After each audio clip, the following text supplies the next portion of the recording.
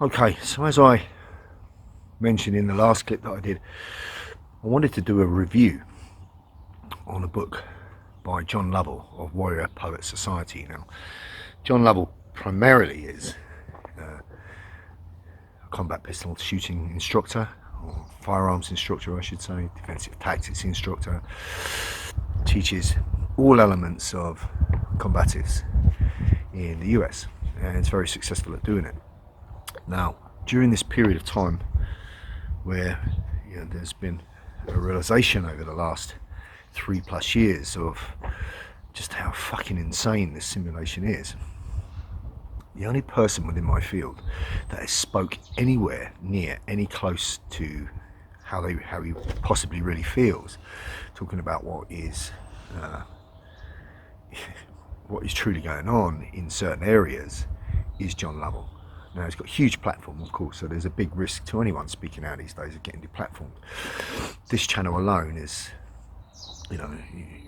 shadowed, and it doesn't reach the amount of people that I would like it to reach. Nonetheless, I'm logging my views, which is therapeutic for me, has also gotten to the ears of some people, and has certainly attracted part of my tribe to me, so it's already served its purpose.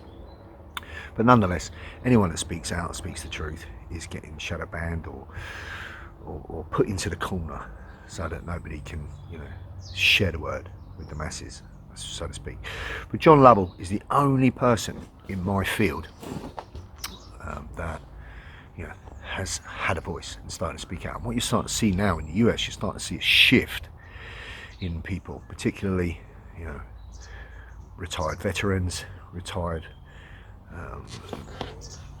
police professionals or law enforcement officers, or just old school men that can see what's going on with society, can see how masculinity has just been completely almost eliminated, and can see where it's going.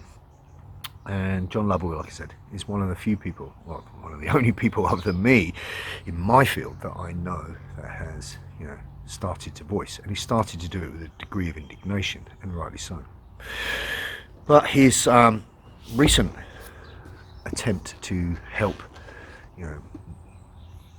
the struggling young men of this world that are confused about where they stand in masculinity has been addressed in his excellent book, The Warrior Poet Way, A Guide to Living Free and Dying Well. I would highly recommend this book to anyone. I also recommend that you look at his YouTube channel and look at his stuff from a combative perspective if you have an interest in that, but also have a look from his philosophy perspective, because I think this guy is on the right page. And I'm about 3/4 of the way through the book. I haven't finished it yet, and I'd just like to give you some points from it without giving too much away, that I think are relatively poignant. So, notes from The Warrior Poet Way. He is a warrior. He is all warrior and all poet. Not one or the other, but both. To be anything less than both is incomplete. So this is what I talked about before when I talked about the concept of the grey Jedi, the warrior monk type of ethos. And, you have to know dark in order to protect light. You need to know bad in order to be able to deal with bad, so that you can protect those that you love. So Jordan Peterson has said it, a good man must be a dangerous man, and many people have said it. And this reiterates that point of the great Jedi, or in this case the warrior poet. The warrior poet is an antidote to a society that has forgotten what masculinity is. There's no denial there, right? The objective would be to create a values-based community, dedication to physical protection, the pursuit of truth, and living for a higher purpose.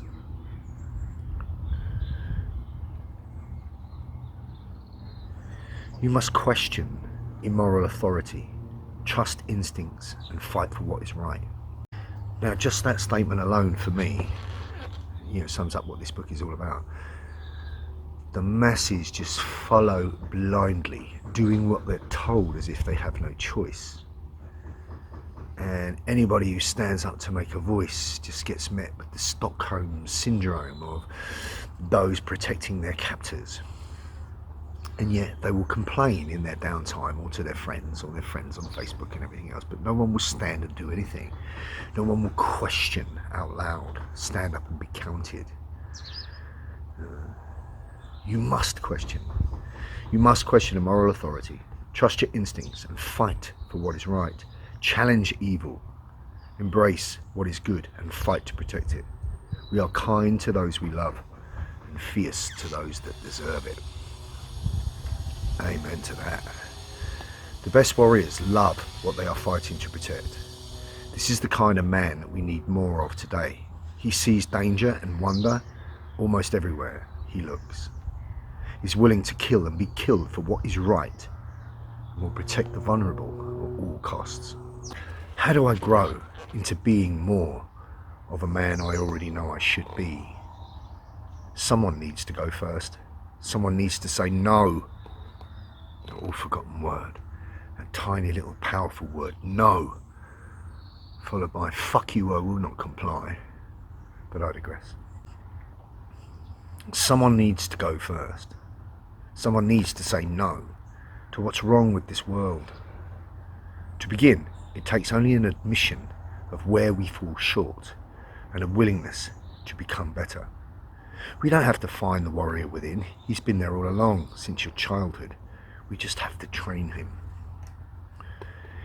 It takes time to practice courage. It takes time and discipline. Find regular ways to make your soul, body and mind stronger. So understand that trilogy, that important trilogy, because that's what we are. We are a soul, body and mind. We are not just this mind that's programmed. We are not just this meat suit body that just follows and does what it's been programmed to do. We are a soul spark, having an experience, a human experience inside of this form. We are body, soul and mind. Find regular ways to make your soul, body and mind stronger. It's only through confronting difficulty and danger that we learn to adapt to the harshness of the world around us. One of the things I like about this book a lot is that after each chapter there's a practicum.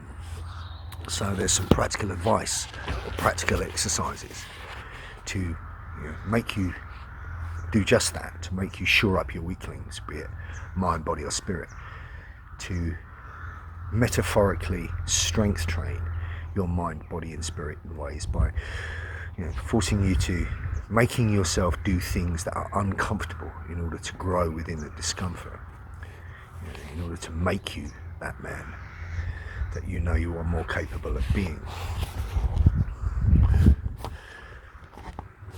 Hence, find regular ways to make your soul, body and mind stronger. It's only through confronting difficulty and danger that we learn to adapt to the harshness of the world around us. There's another quote that relates to courage now that I want to add from another book called Rays of Dawn by Dr. Thurman Fleet. Legendary book about healing. And this is what he says about courage. And I want to talk about it here because it's apt. Courage is the attribute of the soul that gives us strength, power and endurance to overcome and surmount obstacles, weakness, hardship, failure, loss, disappointment, crisis, any force, circumstance, condition, person or thing that tends to impede our progress or interfere with our well-being. Many types of courage find expression on every plane of our being, physical, mental and spiritual. Courage is closely associated with bravery, gallantry, valor and heroism. Bravery implies fearlessness in the face of danger, whereas courage may be shown in spite of fear. Gallantry is dashing courage. Valor defies danger, and heroism signifies self-denial and self-sacrifice in the face of danger. Heroism is a spontaneous act of extraordinary courage.